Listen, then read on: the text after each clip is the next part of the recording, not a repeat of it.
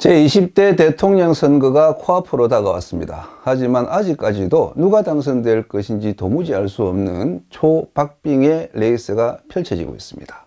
이 상황에서 이재명, 윤석열 두 대선 후보는 한 표라도 더 얻기 위한 노력의 일환으로 우리나라 1000만 낚시 인구를 겨냥한 낚시 공약을 잇따라 발표했습니다.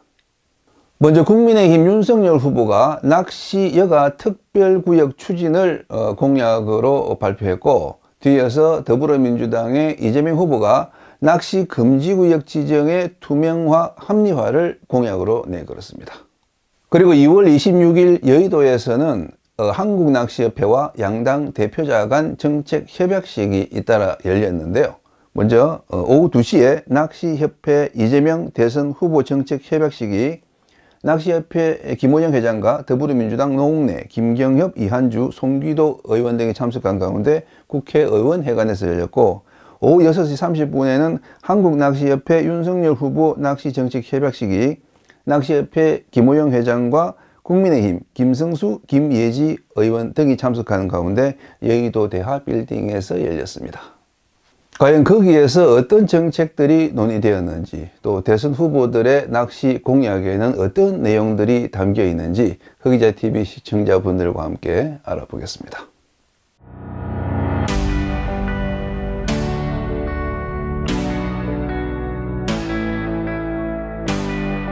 대통령에 출마한 후보자 측이 낚시인들을 만나고 낚시인들을 위한 낚시 공약을 발표한 것은 사상 초유의 일입니다. 만약에 지금처럼 박빙의 상황이 아니라 일찌감치 한쪽으로 기운 대권 레이스가 펼쳐졌다면 그래도 대통령 후보들의 낚시 공약이 나왔을까요?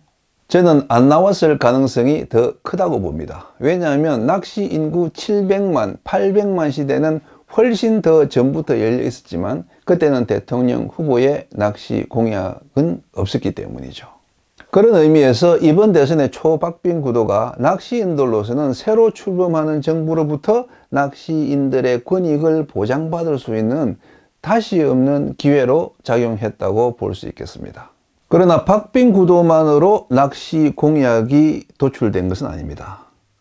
이번 그 낚시 공약의 초안격이 된 낚시 정책 제안서를 각 그 후보들에게 전달하고, 그 후보들의 말 한마디에 낚시인들의 표심이 움직일 수 있다는 사실을 강력하게 어필한 한국낚시협회 및 낚시금지대책회의의 노력이 있었기 때문에 그 후보자들의 적극적인 호응을 이끌어낼 수 있었던 것이죠.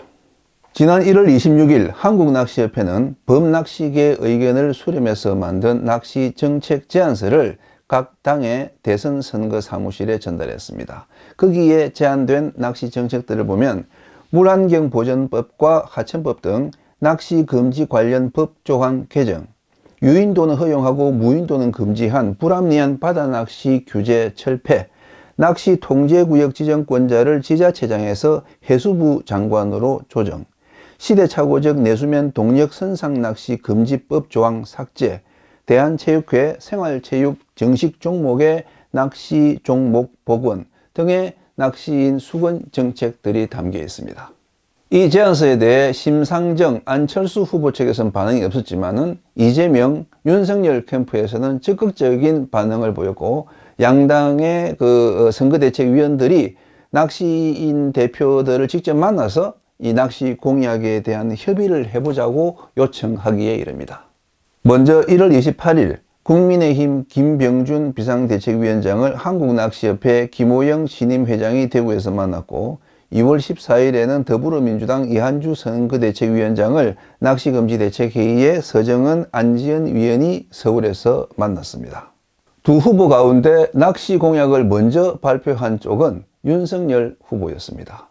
윤 후보는 2월 3일 해안과 내수면에서 낚시와 여가를 편하게 즐길 수 있도록 낚시 여가 특별구역을 추진하고 화장실, 데크 등 여성과 어린이를 위한 편의시설을 확충하겠다는 공약을 발표했습니다. 그리고 2월 26일 한국낚시협회와 체결한 낚시정책 협약서에서 낚시 관련 법제를 면밀히 검토하여 규제를 완화하고 해안과 내수면 낚시 여건 개선에 노력하며 낚시가 생활체육으로 성장할 수 있도록 상호 협력할 것을 약속했습니다.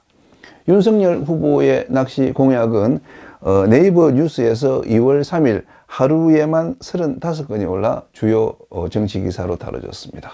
그리고 이재명 후보는 2월 23일 발표 시기는 늦었지만 내용은 좀 더 구체화된 낚시 여가 활동 보장을 위한 정책 방안을 발표했습니다.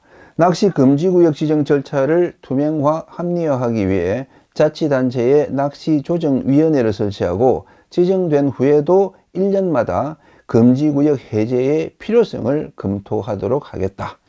낚시터 오염 예방 활동을 정부와 지자체 시행사업에 국한시키지 않고 낚시인들이 체감할 수 있는 낚시인 환경 정화 캠페인 사업을 추진하겠다. 낚시가 생활체육으로 발전할 수 있도록 예산을 확보하고 낚시 종목이 생활체육 정식 종목에 채택되도록 지원하겠다 등의 공약이 발표되었습니다. 자, 두 후보의 낚시 공약 어떻게 보십니까? 사실 양쪽 모두 낚시인들의 바람을 충족시키기에는 미비한 점이 많고 또 선거 막판에 급조된 정책이라 그 공약의 실천 가능성이나 실천 의지는 미지수일 수밖에 없습니다. 그러나 대통령 유력 후보들이 모두 낚시 공약을 천명했으니만큼 낚시인들은 누가 대통령이 되든 공약의 이행을 촉구할 수 있게 되었고 또 새 정부는 낚시인들의 권익 보호에 무관심할 수 없게 되었습니다. 이것은 정말 큰 진전이 아닐 수 없습니다. 이제 우리가 해야 할 것은 뭘까요? 적극적인 투표 참여로 이 후보들의 낚시 공약에 힘을 실어주는 것입니다. 물론 낚시인들이 어느 후보를 더 많이 찍었는지는 알 수 없습니다. 낚시인들의 표가 당락에 얼마나 기여했는지도 알 수 없죠. 만약에 어느 한 후보가 좀 더 일찍 낚시인들과 접촉하고 낚시인의 그 공감을 더 끌어낼 수 있는 어떤 정책들을 발표하고 낚시단체들이 그 후보를 지지하는 성명서를 발표하고 그 공식적인 선거전에 뛰어들었다면은 과연 낚시인들의 이 표가 캐스팅 보트가 되는지 안 되는지 알 수 있었겠죠. 사실은 다음 대선부터는 그렇게 그 지지 노선을 공개하고 집중하는 것이 낚시인들의 정치적 파워를 더 과시할 수 있는 뚜렷한 길이 될지도 모릅니다. 하지만 지금으로서는 이 정도 성과만으로도 충분히 낚시인들의 투표권, 그 표심의 힘을 인정받는 길이 열렸다고 평가할 수 있겠습니다.